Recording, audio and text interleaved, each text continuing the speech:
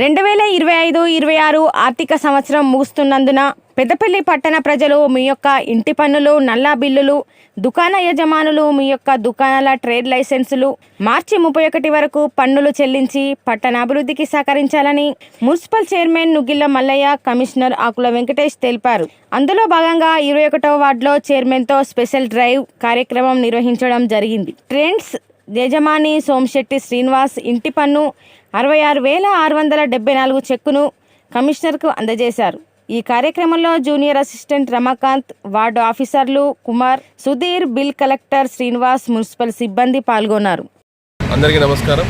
ఈరోజు గౌరవ చైర్మన్ గారి ఆధ్వర్యంలో పెద్దపల్లి పట్టణంలో మనము ఈ యొక్క నెక్స్ట్ 4 రోజుల్లో ముగిసిపోతున్న ఆర్థిక సంవత్సరానికి సంబంధించిన పన్ను బకాయిలు, అదేవిధంగా నీటి పన్ను బకాయిలు, ట్రేడ్ లైసెన్సులు చెల్లించాలని గౌరవ చైర్మన్ గారు మేము ఈరోజు ప్రతి ఇంటికి తిరగడం జరుగుతుంది.